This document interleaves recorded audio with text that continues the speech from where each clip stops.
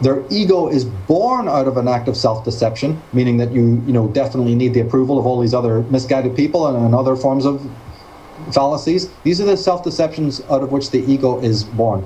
And unless we go back to that foundational thinking, fundamentalistic thinking, the understanding, well, you're not going to be able to unplug any of this stuff with any kind of deftness at all, because you'll be in the dark, intellectually speaking. This is a war on consciousness. It is you're going through the darkness, and you have to light it up with spiritual light, intellectual, spiritual, rational light. This is what is extremely important. We need the collective to a degree, obviously.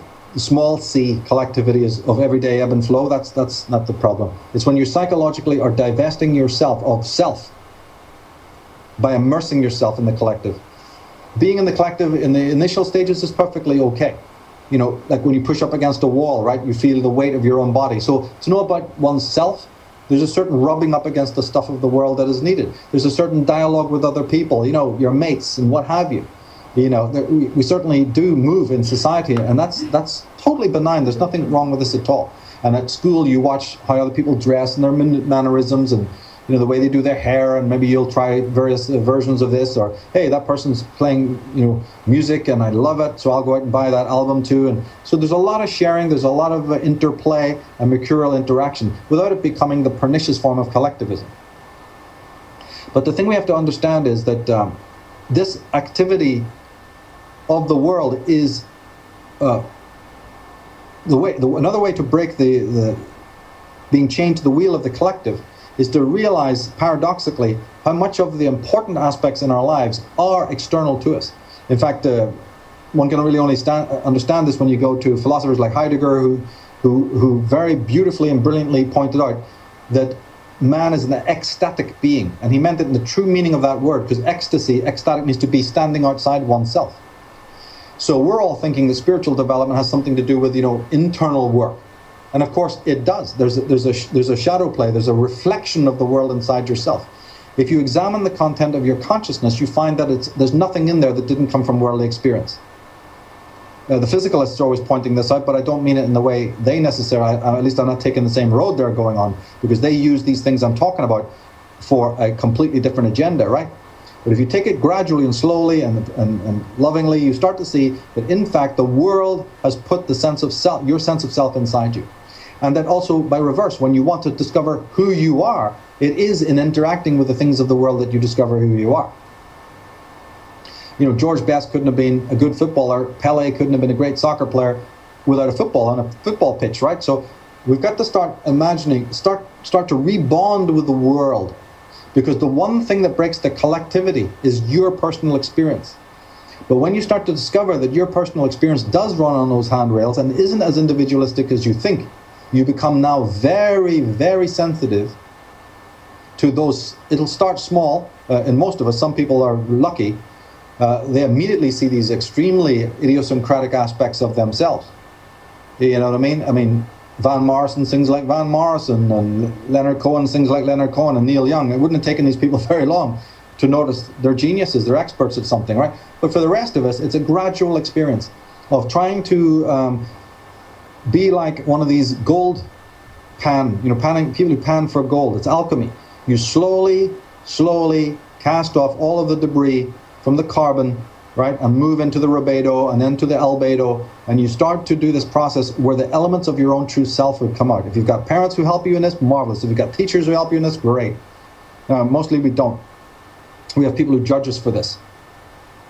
We also have a cult of asceticism and a religion and even a mysticism that's quite flawed, in the sense that they say, shut out the world, go within, Schopenhauer, get under the bed, shut the door. It's all a misery. Whereas Nietzsche and Heidegger go, no. You live outside yourself. Go and meet that world. That's you. That mirrors you. And the more that you wed yourself to worldly existence in a healthy way, the more that these non-collective, i.e. individual patterns start to emerge. If you're only looking at the collective, if that's your only mirror, then of course the game is lost. And in fact, even some of the idiosyncratic parts of you might even fade, if they haven't already faded with your upbringing, right? But if they're there, bring them out. You're a good snooker player, you're a great darts player, you're a good swimmer, right? For God's sake, hang on to that. If you have a different way of playing an instrument, or whatever it might be, and there's so many, as I said, always in art, always in music, there's always a new approach. There's always a new approach, absolutely a new approach. If you can't play a guitar a different way, you can make one. You can build a guitar that's different, that's never been done before, and you run into people who are doing this all the time. So never ever. But see, other people can tell you to hang on to that will and overcome your shortcomings, but it makes all the difference when you yourself can do it. And when you read every day, every single day, like come into the world with a blank mind, let the world ride on it, because it's a relationship. You're not just going out into the world like some orc crashing through the world, a world which you think is just artificial, lifeless, spiritless, meaningless. It's a relationship. As you walk the road enters into you. You've got to start seeing that as marathon runners understand that there's a part where the run and the road, blend. And there's just the rhythm at the end of the day.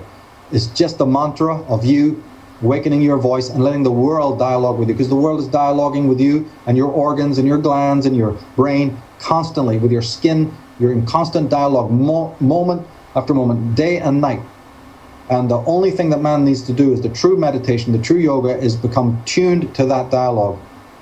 And once you've done that, the world will instruct you. Not some gods, not some gurus, the world itself, the thing which you is eternal, timeless, magnificent, came into being and has a geometry in it that we could study for years and never come to the bottom of it. You don't put your trust in that? You don't think of that as your guide and your friend? Well, then look at the mess the world is in and ask yourself a question: which choice do you have? It's in the mirror of the world and also in the mirror of the right relationship with the world that one discovers their true self and finally breaks the myth and becomes free of it, as Odin and other great heroes became free of it, where they can be, as Christ said, in the world but not of the world, right? But you have to first go through the world and learn the anatomy of life first before you can attain that lofty place, you see.